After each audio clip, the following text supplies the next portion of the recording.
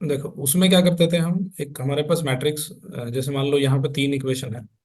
ठीक है, तो तीन हम्म। इक्वेशन है हमारे पास। एक है 3x+y, 2y+3z is equal to 18, है ना। एक ये हम्म। इक्वेशन है। एक इक्वेशन है हमारे पास 2x+y+z इज इक्वल टू 10। तीसरी इक्वेशन है हाँ। x+4y+9z equal to 16। ठीक है, तो देखो इसमें हम क्या करते थे, हम एक ऐसा मैट्रिक्स अरेंजमेंट बनाते थे, इसको ax is equal to b की फॉर्म में लिखा जा सकता है। जी। ए क्या होता है उसमें, 3 2 3, हम्म। इसका मैट्रिक्स होता है 2 1 1 1 1 1 1 4 9। 4 ठीक है, 9। और जी। एक्स होता था XYZ, और बी होता था हमारा ये 18 10 और 16। ठीक है, तो इस जी। अरेंजमेंट को हम ऐसे लिख सकते हैं। और अभी क्या करते हैं, इसको इसको हम ए बी की फॉर्म में लिख लेते हैं, है ना। हम्म। तो इसको क्या लिखते हैं हम,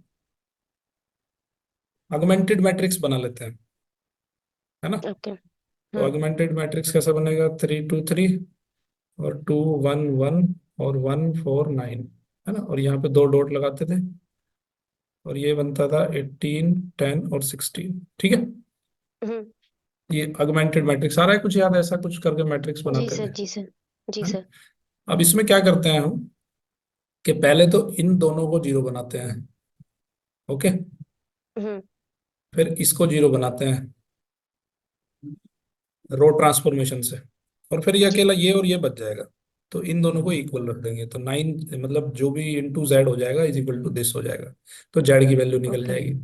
फिर यहाँ से वाई और जेड की इक्वेशन बचेगी, तो उसमें जी। जेड की वैल्यू रख देंगे तो वाई निकल जाएगा, और इसमें फिर एक्स, वाई और जेड की वैल्यू रखेंगे तो एक्स की वैल्यू निकल जाएगी। ठीक है, ओके। जी। तो देखो अभी करना क्या है इसमें हमें, जैसे हमें पहले ये जीरो बनाना है ना। हम्म। तो ये जीरो कैसे बनेगा, जब इस वाली इक्वेशन को हम देखो इसमें से इसको माइनस करेंगे, तो R2 को क्या बनाना पड़ेगा हमें, R2 को बनाना पड़ेगा R2 - टू, R3। टू हाँ, two by by three three R ठीक है, 3 से 3 हम्म। कैंसिल हो जाएगा, 2 बच जाएगा वहां पे। जी सर। ओके, हम्म। तो फिर आपकी ये वाली इक्वेशन बनेगी। ठीक है, करके देखो जरा, करके देखो। ओके। तो ये वाली जो लाइन बन जाएगी R2, वो ये बन जाएगी। ठीक है, और R3 का क्या करेंगे, R3 का करेंगे R3 - 1/3 R1, ऐसा करेंगे। हम्म। तो ये दोनों जीरो बन जाएगा, 2 और 1। ओके। करो एक बार ट्राई करो।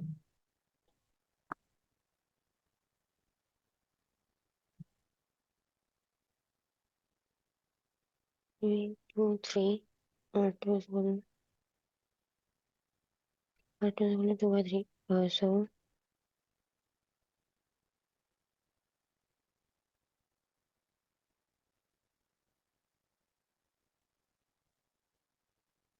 so 2 by 3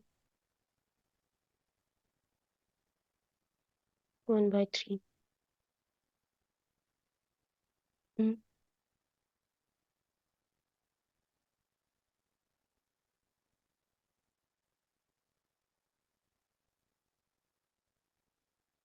O R1। R1 ही माइनस करना है दोनों बार, जी सर। क्योंकि जो अनचेंज रो है उसी को आप ट्रांसफॉर्म कर सकते, उसी को माइनस कर सकते हो, है ना। जी जी। तो तो आर वन 0। आर वन को हम चेंज नहीं कर रहे, इसलिए R1 को ही माइनस कर सकते हैं। जी जी। so 2 minus 2/3 into 2 3 minus 6 minus 4/3 um 3 minus 2/3 9 minus 2/3 into 7/3।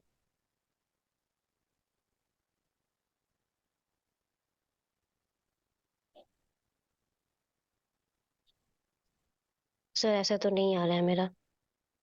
देखो कैसे करोगे, यहाँ पे देखो, टू माइनस ये वाली जो रो, मैं इस रो की बात कर रहा हूँ, ठीक है।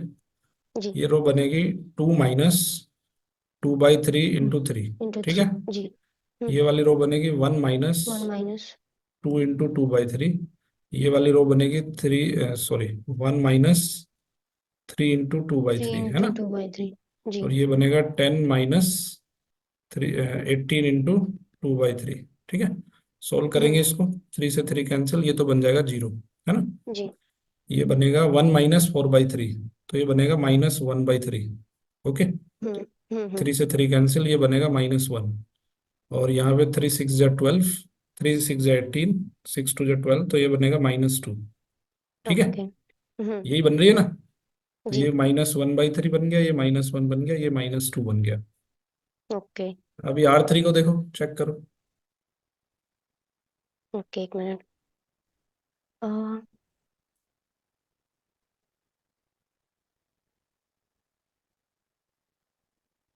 कल भी रख लेते हैं क्लास, तुम्हारा ये सिलेबस उड़ा देते हैं पूरा, ओके सर। 6 बजे। ठीक है sir. 1/, R3 is equal to। और जब भी इसको करते हो ना, इस तरह की जब कैलकुलेशन होती है, तो हमेशा उसको रफ में ऐसे ही करो जैसे मैंने यहाँ पे किया है, ठीक है। हम्म। रफ रफ में करो, या क्योंकि इसमें सबसे ज्यादा दिक्कत है, गलत होने की पॉसिबिलिटी ज्यादा है। 0 2 माइनस, नहीं नहीं, 4 माइनस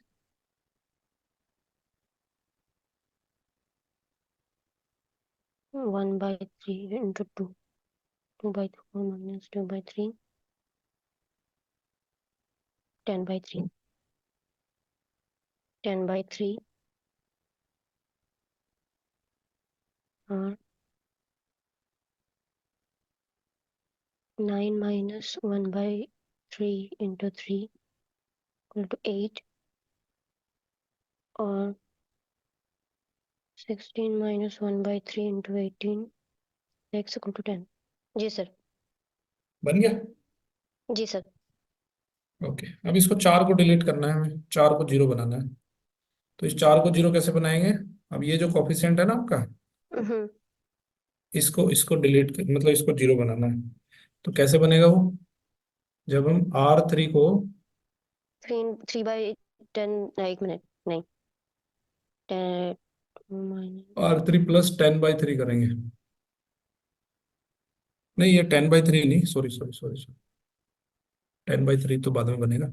ये अभी आपकी सेकंड रो बन गई 0 - 1/3, है ना।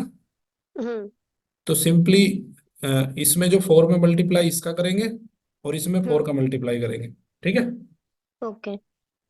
तो इसमें हमें मल्टीप्लाई करना है -1/3 का, सॉरी सॉरी सॉरी, इसमें मल्टीप्लाई करेंगे 4 का, ठीक है। और इसमें मल्टीप्लाई करेंगे, क्योंकि ये आपका, ये जो, सॉरी, हम्म। ये, एक मिनट, ये रो बन गई आपकी, ये वाली रो बन गई -1/3, -1 और -2, ठीक हाँ। है। ओके, नीचे वाली रो क्या बनी है, नीचे वाली रो, ये रो बताओ, ये सर, ट्रांसफॉर्म के बाद क्या बनी है। सर 0। 0, 10/3, हाँ 8, हाँ, 10। 10, ओके। तो अभी इसमें कर दो इसकी मल्टीप्लाई 10/3 का, और -1/3 में 10/3 का मल्टीप्लाई कर दो, या 3 तो है ही ओके। उसमें, 3 हाँ तो है सर, ही उसमें, आप 10 का 10 से मल्टीप्लाई कर दो मल्टीप्लाई। सीधा। हाँ हाँ, ठीक 10 है। का मल्टीप्लाई कर दो। तो आपका जो R3 होगा वो क्या होगा, R3 + 10 R2, हाँ ठीक ओके। है। करो जरा, देखो क्या आ रहा है।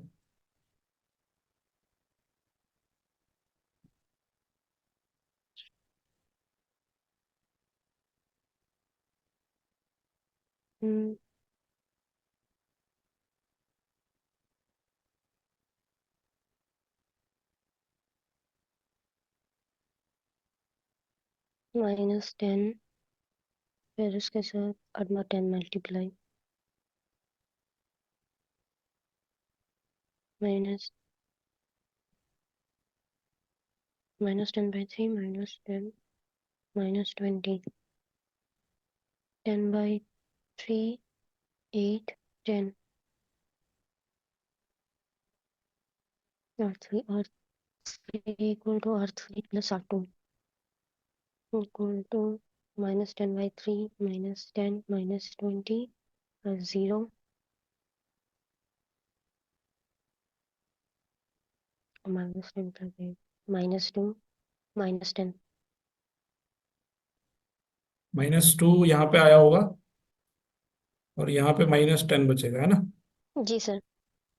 तो अब क्या करेंगे, ये क्या है, -2 जेड। इसका मतलब है -2 जेड इज इक्वल टू -10। तो जेड की वैल्यू आ गई 5। ओके। तो ये जेड की वैल्यू 5 लिखी है। ठीक है। जी। अब आपकी जो ऊपर वाली रो आई थी, ये वाली, हम्म। ये वाली रो से आप निकाल सकते हो वाई का वैल्यू। ठीक है। minus 10 by 3y minus 10 into 5 equal to minus 20। ऊपर वाली उसमें रख दो। जी sir. Hmm. 30 into 390 so minus so equal to 9। Sir y equal to -9। हाँ ठीक है, आ हाँ गया। ठीक है। अब ये दोनों वैल्यू उठा के इस फर्स्ट वाली इक्वेशन में डाल दो।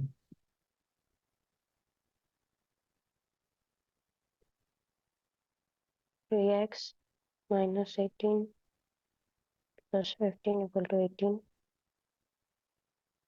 3x equal to 26 plus 15 minus 15 1 2 x equal to 7। आ 7 गया आ ना। गया। जी सर। अभी देखो, इसको आपकी बुक में एक्चुअली थोड़ा मतलब खचड़ पचड़ मचा रखी है। ठीक है। जी। जी। तो अभी इसको लिखने का तरीका देख लेते हैं, क्योंकि आपको मार्क्स भी चाहिए, है ना। जी। तो देखो क्या करना है। हमारे पास 3 इक्वेशन थी, उनको ऐसे लिख लिया हमने। ठीक है। हम्म। सबसे बड़ी वाली जो लार्जेस्ट कोएफिशिएंट ऑफ एक्स वाली है, उसको हमने ऊपर लिख लिया। ओके। तो अभी hmm. Multiplying first equation by -2/3 and -1/3। पहली इक्वेशन को हमने -2/3 से मल्टीप्लाई किया और -1/3 से मल्टीप्लाई किया, उसको 2 और 3 के साथ ऐड कर दिया। ठीक है। जी। तो ये इक्वेशन बन जाएगी आपकी -1/3y minus z is equal to -2, और चेकसम ये हो जाएगा। चेकसम के लिए जरूरत नहीं है कहीं लिखने की, इसका कोई मतलब नहीं है। ठीक है। जी। और ये तीसरी इक्वेशन ये बन गई 10/3y plus 8y is equal to 10। अब क्या करना है आपको, अब इन दोनों में से हमें y को एलिमिनेट करना है। ठीक है। जी। तो y को एलिमिनेट करने के लिए हम क्या करेंगे, 1/10 का मल्टीप्लाई कर दो। सॉरी, 10 का मल्टीप्लाई करेंगे उसमें, फर्स्ट इक्वेशन में। ठीक है। हम्म। हम्म। इन्होंने 1/10 का मल्टीप्लाई कर दिया सेकंड इक्वेशन में, ऐसा भी कर सकते हो। ओके। या तो 10 का जी। मल्टीप्लाई आप फर्स्ट इसमें कर लो, लेकिन इनको इक्वेशन अलग अलग नाम देना है आपको। ठीक है। ये 3 इक्वेशन हो गई। ये जो बनेगी आपकी फोर्थ इक्वेशन बनेगी, और ये बनेगी जी। आपकी फिफ्थ इक्वेशन। तो आपको भी लिखना है कि भाई इसमें मल्टीप्लाई किया हमने 10 का, और इसको ऐड कर दिया इसके साथ। ठीक है। जी। तो ये भी गलत लिखा है यहाँ पे, वाई नहीं ये जेड है। ओके। हम्म। तो जब इसको हम एलिमिनेट करेंगे यहाँ से, तो एलिमिनेट करने के बाद में ये बनेगा आपका -2/10 जेड इज इक्वल टू -1। तो यहाँ से जेड की जो वैल्यू आएगी, नाउ बाय बैक सब्सटीट्यूशन कह रहे हैं इसको, ये बैक सब्सटीट्यूशन है, जेड इज इक्वल टू 5 आ हम्म। गया आपका। फिर उसमें हम्म। इक्वेशन में इसमें या इसमें किसी में भी डाल दो, तो आपका वाई आ जाएगा, फिर आ जाएगा एक्स। अब टेबुलर फॉर्मेट में ऐसे, अगर बिल्कुल टेबल बना के करना है आपको, तो ऐसे भी कर सकते हो, है ना। ओके। हम्म। ठीक है। ये मल्टीप्लायर ठीक है। लिखते हैं यहाँ पे मल्टीप्लायर आपने सेकंड इक्वेशन में मल्टीप्लाई किया था -2/3 का, है हम्म। ना। जी। और यहाँ किया था, सॉरी, इसमें इसका मल्टीप्लायर है। पहली इक्वेशन को इसके साथ मल्टीप्लाई किया आपने, और ये पिवोटल वैल्यू है। ठीक है। यहाँ पे बार लगाया, पिवोटल मतलब आप इसमें कर रहे हो जो कर रहे हो, इसमें करने के बाद में इसको और इसको ऐड कर रहे हो आप। ठीक है। जी।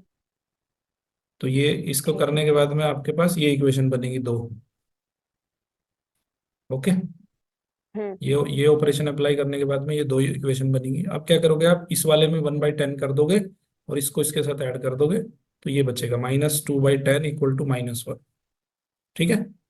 तो हम्म। -2/10 जेड इक्वल टू -1, तो यहाँ से जेड आ जाएगा 5। तो जेड 5 आ गया। Z5 आ गया। अब आप Z की वैल्यू, ये वैल्यू यहाँ पुट कर दो, तो आपका Y भी आ जाएगा। तो Y आ गया आपका -9। अब ये Y और Z की वैल्यू आपने इस इक्वेशन में पुट करनी है, तो यहाँ से आपका X भी आ ओके। जाएगा। ठीक है। ओके जी। हाँ, इसकी प्रैक्टिस करनी है लेकिन लिख के आपको। ठीक है। हम्म। अभी एक और क्वेश्चन देख लेते हैं तो थोड़ा सा क्लैरिटी हो जाएगी। और एक मेथड और है आपका, गॉस जॉर्डन मेथड भी है, चलो उसको बताएंगे उसमें क्या करना है। चलो इसको ट्राई करके देखो एक बार। 2x plus 2y plus z equal to 2 minus y plus 1 by 2 into 30 by 13 equal to 10.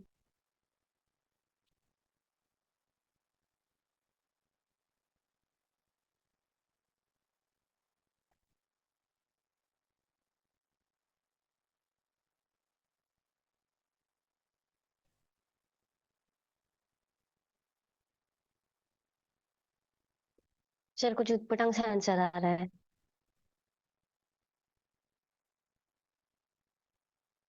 Hello. हाँ जी, आंसर नहीं आया? सर कुछ उटपटांग से आ रहा है। क्या आ रहा है? देखो, यहाँ देखो क्या गड़बड़ करी है तुमने। यही बना है क्वेश्चन। नहीं। 3/5 से किया है मल्टीप्लाई। सर पहले वाला तो, हाँ नहीं, 3/2 से। 2 से एक क्यों मिनट। किया है? 5 को पिवोटल मानते हैं ना। क्यों? सर एक मिनट, क्वेश्चन दिखाइए। हाँ, एक मिनट। अच्छा, सर 5 को क्यों भाई, पिवोटल माना हमने? जो सबसे बड़ा कोफिशिएंट होता है उस इक्वेशन को सबसे ऊपर रखते हैं। एक्स का जो सबसे बड़ा कोफिशिएंट अच्छा है, अच्छा फर्स्ट अच्छा अच्छा फर्स्ट अच्छा। फर्स्ट स्टेप तो यही है हमारा। हाँ, ठीक इसमें है थोड़ी फिर। गड़बड़ हो गई। हाँ, फिर इनको जीरो बनाना है, दोनों को। तो इसमें, इस ठीक है। इक्वेशन में फर्स्ट वाली में इसका मल्टीप्लाई करेंगे और इसके साथ ऐड कर देंगे। ठीक है। हम्म तो ये हो जाएगा R2 = R2 -3/5 R1। ठीक है। और हम्म। R3 हो जाएगा R3 -2/5 R1। तो ये ओके। दोनों जीरो बन जाएंगे, और जीरो बनने के बाद में फिर ये दो इक्वेशन आपको ये मिलेंगी। ठीक है। हम्म अब क्या करेंगे? अगर हम इस वाली इक्वेशन में, अब हम क्या करेंगे, R3 = 2R3 और प्लस R2 कर देंगे। सॉरी, माइनस हम्म करना पड़ेगा, माइनस करना पड़ेगा, है ना। दोनों माइनस के साइन है। हम्म। तो फिर ये वाला जीरो बन जाएगा, है ना। और ये बचेगा आपका 4/5। ठीक है। जी। 4/5 नहीं, और भी कुछ है इसमें। हाँ, 4/5 बनेगा। 4/5 = 7। ऊट पटांग सी तो वैल्यू है उसमें। सही वैल्यू ये तो इसी तरह की है, 35/4 आ रहा है। तो जी। 4/5 Z = 7, तो Z = 35/4। बाई 4। ठीक है। हाँ, फिर जी। इसको इसमें रख दोगे तो ये आ जाएगा, और इसको इसमें रखोगे तो ये वैल्यू आ जाएगी। ठीक है। ओके। बताओ, कुछ डाउट है तो। नहीं सर। ओके, चलो आगे देखते हैं क्या है। ये भी इसी तरह कर लेना। ठीक है। जी। उसके बाद गॉस जॉर्डन मेथड है। गॉस जॉर्डन मेथड में क्या करना है? अभी आप क्या कर रहे थे कि इस वाली वैल्यू को और इस वाली वैल्यू को और इस वाली वैल्यू को आप जीरो बना दे रहे थे, है ना। हम्म अभी क्या करना है आपको? सिर्फ डायगोनल वाले वैल्यू छोड़ने हैं, बाकी सब जीरो बनाने हैं। ये भी जीरो, ये भी जीरो, ओके। ये भी जीरो। ठीक है। तो हम्म सिंपली ये हो जाएगा आपका एक्स के बराबर। ठीक है। मान लो यहाँ जी। वैल्यू आ गई आपकी 2/3, ये वैल्यू। ठीक है। और ये हम्म वैल्यू आ गई 1/3, और ये वैल्यू आ गई मान लो 5/4। ठीक है। तो ये एक्स, ये वाई और ये z is equal to something आ जाएगा इधर, है ना। जी। तो वहां से x निकल जाएगा, यहाँ से y निकल जाएगा, वहां से z निकल जाएगा। तो इसमें आपको ओके। क्या होगा कि इसमें ये फायदा है कि आपको एक्स वाई जेड की, मतलब जेड की वैल्यू सेकंड इक्वेशन में नहीं रखनी पड़ेगी और वाई की वैल्यू फर्स्ट में नहीं रखनी पड़ेगी, तो इसमें आपका सीधा सीधा आंसर आ जाएगा। ठीक है। ओके। हम्म। तो चलो एक क्वेश्चन इसका भी देख लेते हैं। तो ये पहले हमारे पास इक्वेशन है, ये हमने दो जीरो यहाँ बना ली ऑलरेडी। ठीक है। तो हम्म। दो दो जीरो हमने यहाँ बना चुके हैं ऑलरेडी। ओके। हम्म। उसके बाद में फिर हम ऊपर जीरो बनाएंगे, तो ये बचेगा सिर्फ आपका। ठीक है। जी। डायगोनल बचेगा और इसको इसके बराबर रख देंगे, इसको इसके बराबर रख देंगे, इसको इसके बराबर रख देंगे। ओके। तो डायरेक्टली आपका सॉल्यूशन है। ठीक है। हम्म। चलो ये वाला क्वेश्चन देखते हैं। तो वही हमने क्या किया, सबसे बड़ा जो कोफिशिएंट है उसको ऊपर रख लिया। तो इसमें -1/10 का मल्टीप्लाई किया और इसके साथ ऐड कर दिया, फिर इसके साथ ऐड कर दिया। तो आपका ये बन जाएगा पहली इक्वेशन 10x + y + z = 12। जो हम्म। दूसरी इक्वेशन बनेगी वो बनेगी 99। इन्होंने देखो ये थोड़ा गलत लिखा है, इसको इधर खिसका के लिखना था हमें। ठीक है। हम्म। y को y के नीचे, z को z के नीचे, तो ये इक्वेशन बन गई, एक ये इक्वेशन बन गई। ओके। हम्म। टेबल से समझ में आ जाएगा, टेबल देखते हैं डायरेक्टली। ओके देखो, ये तीन इक्वेशन है हमारे पास। उसके बाद हमने जी। इन दो को जीरो बना दिया। ठीक है। तो हम्म। ये इक्वेशन बन गई। अब हमने क्या करना है, अब हमने इसको जीरो बनाना है और इसको जीरो बनाना है। ओके। ओके। हम्म। तो ये जो है मेन खेल है। आपने देखा, आपने उसमें ट्वेल्थ वाला याद है कैसे हम इनवर्स बनाते थे? जी सर। वही है ना। तो पहले हमने ये जीरो बनानी है दोनों। ठीक है। फिर ये हम्म। वाला और ये वाला जीरो बनाना है। ओके। जी।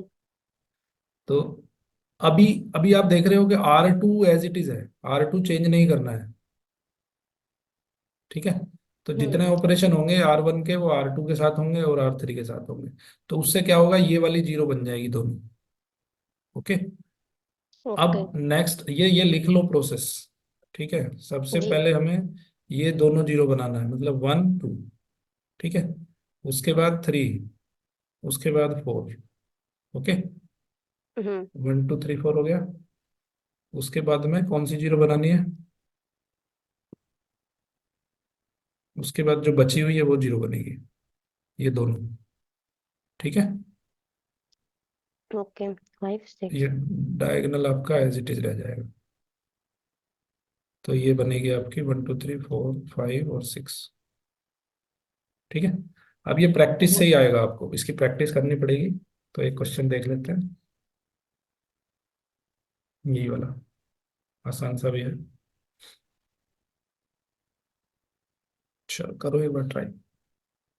तो क्वेश्चन क्या था? क्वेश्चन यही है, देखो टेबल से ही पता चल जा रहा है। ये रहा। ओके।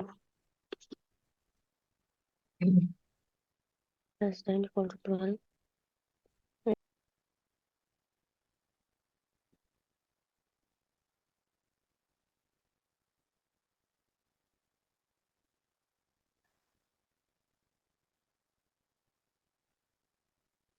सर ये थर्ड और फोर्थ को कैसे जीरो करना है? कौन से वाले? एक मिनट। चलो हमने जो टेबल से थर्ड और आते फोर्थ हैं। किए थे। हाँ। अच्छा ये वाले जीरो बनाने हैं आपको, ये वाले और ये वाला। ठीक है। जी। तो देखो कैसे करेंगे इसको। हम इसको बेस मान लेते हैं, है ना। तो हम्म। हम क्या करेंगे, R1 में लिखेंगे R1 और -10/99। इसमें 10/99 का मल्टीप्लाई कर लो, या इसमें कर लो 99/10 का कर लो, या तो ठीक है, हम्म। ऐसा कर सकते हैं। और R3 में क्या करेंगे, R3 में R3 -10/9 R2। Okay. Sorry sorry sorry sorry sorry, एक मिनट। R1 तो हो जाएगा तुम्हारा R1 -10/99। ओके। अब R3 में क्या होगा, ये 99/10 है और आपके पास 9/10 है, तो इसमें अगर 10 का मल्टीप्लाई कर दें हम 11 का, ठीक है, हम्म। R3 = R3 माइनस 1/11 R2, ठीक है, तो 9/10 बन जाएगा ना। सर 1/11 क्यों? देखो 99/10 इंटू 1/11 कितना हो जाएगा, 9/10 आ जाएगा ना। अच्छा अच्छा अच्छा। हाँ हाँ हाँ। 9/10 बनाना है। Okay okay. करो, यहां तक सही है ना। जी सर। नेक्स्ट स्टेप करो। ये जरूरी नहीं है कि जैसा उसने लिखा है डिवाइडिंग फर्स्ट रो बाय 10/9 और सेकंड रो बाय इतना, ऐसा जरूरी नहीं जी है कि जो ऐसा इसमें लिखा है आप भी वैसा ही करोगे, आप अपने हिसाब से कर सकते हो। ओके। ठीक है, हमारा मकसद है उसको जीरो बनाना बस।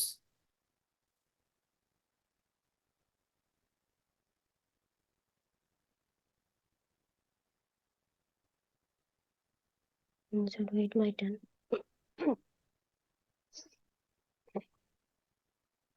देखो, पहले ऑपरेशन में हम R1 को स्टेबल रख रहे हैं, दूसरे ऑपरेशन में हम जी R2 को स्टेबल रख रहे हैं, तीसरे जी ऑपरेशन में हम R3 को स्टेबल रख रहे हैं। ठीक है, जी जी। तो इन 3 स्टेप में आपका काम हो जाएगा। ओके।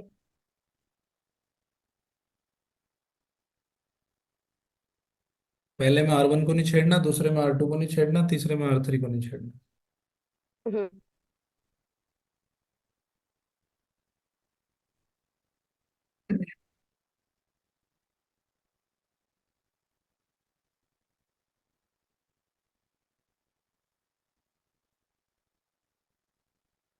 ये तुम्हारे जो एग्जाम हो रहे हैं फाइनल है।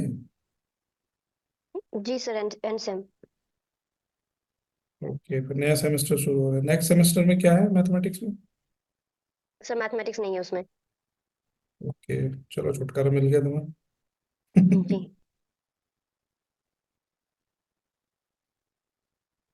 फिजिक्स में क्या पढ़ रहे हो, मतलब मेन आपका क्या है टॉपिक।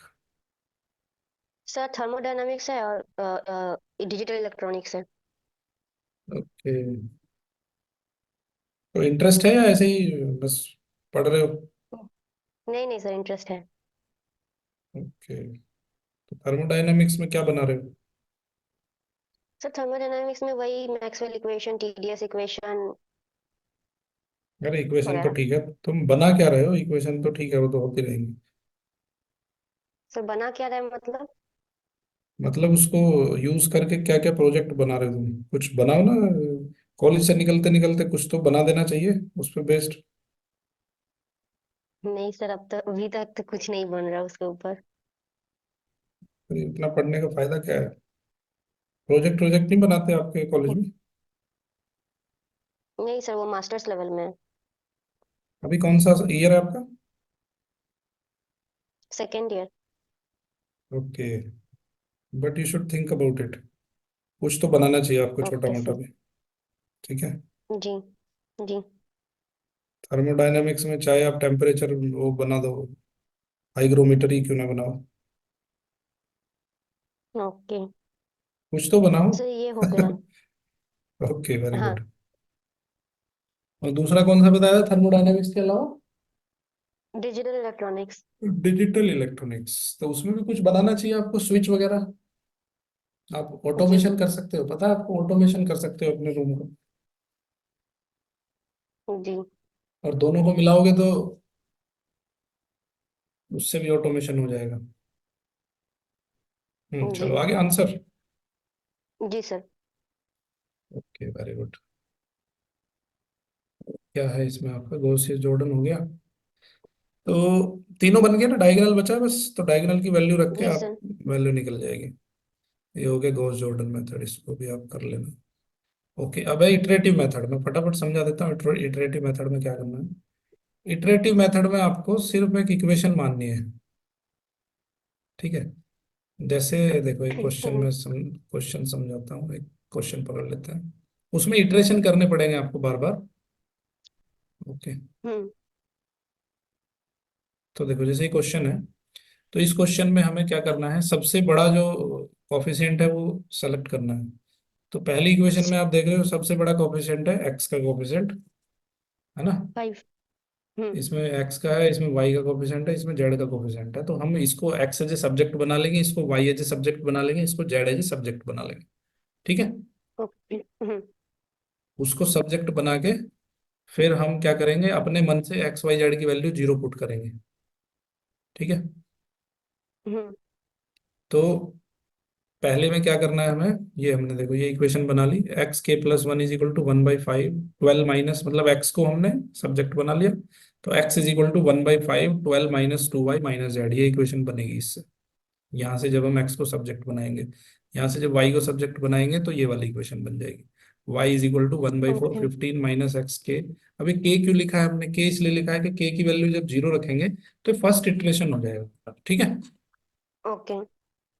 तो जब हम के की वैल्यू जीरो रख रहे हैं, तो एक्स और वाई और जेड की वैल्यू कितनी आ रही है वो लिखनी है हमें।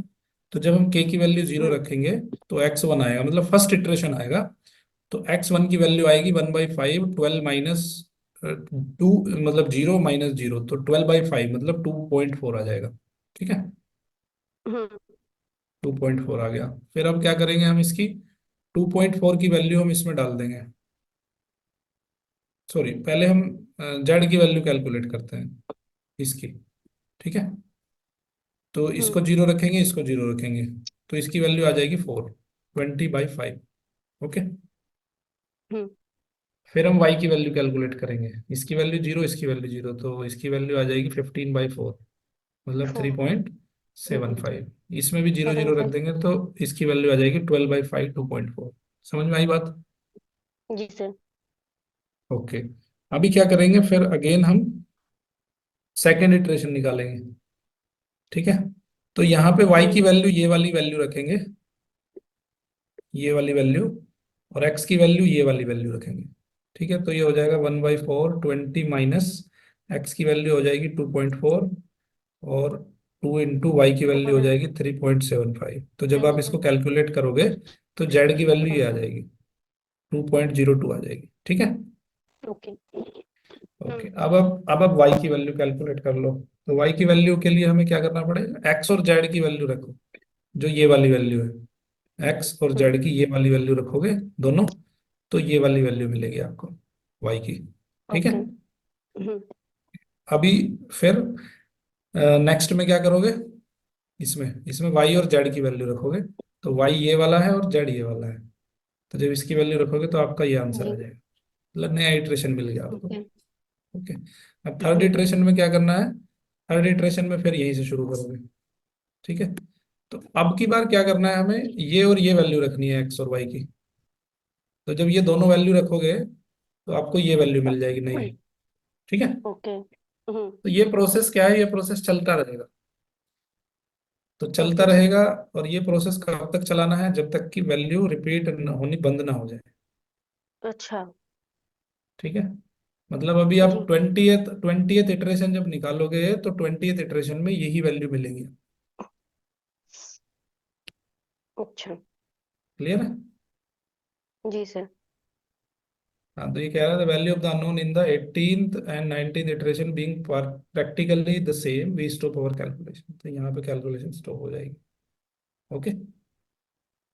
अच्छा, जो जो मतलब रिपीट होगा वही आंसर होगा। हाँ, वही आंसर आ जाएगा। तो यहाँ पे 1 है अप्रोक्सीमेटली। ठीक है। यहाँ पे 2 है, यहाँ हम्म। पे 3 है अप्रोक्सीमेटली। तो एक्स की वैल्यू 1, वाई की वैल्यू 2, जेड की वैल्यू 3। तो इस तरह से हम इसको निकालते ओके। हैं। ठीक है। अभी देखो, अच्छा एक और रह गया तुम्हारा, चलो उसको फिर कल करवाते हैं। Okay sir. ठीक है। उसको पढ़ लेना, वैसे आ जी। जाएगा समझ में तुम्हारी। चलो मैं समझा दूंगा, कोई बात ओके नहीं। Sir. Numerical okay integration sir. रह गया। हाँ, और पेमेंट कर देना, कल कल करोगे, आज करोगे पेमेंट। सर कल कर देंगे। ठीक है, ठीक है, कोई नहीं, कल कर देना। ठीक है। I think 2 he class okay का सर। करना, एक क्लास आज होगी, एक क्लास कल होगी, कोशिश करूंगा इसको खत्म करने की। ठीक है। Okay sir. जी। चलो इसकी प्रैक्टिस कर लेना, लेकिन बहुत, क्योंकि इसमें कैलकुलेशन भी है, बहुत सारी चीजें हैं, तो बिना प्रैक्टिस के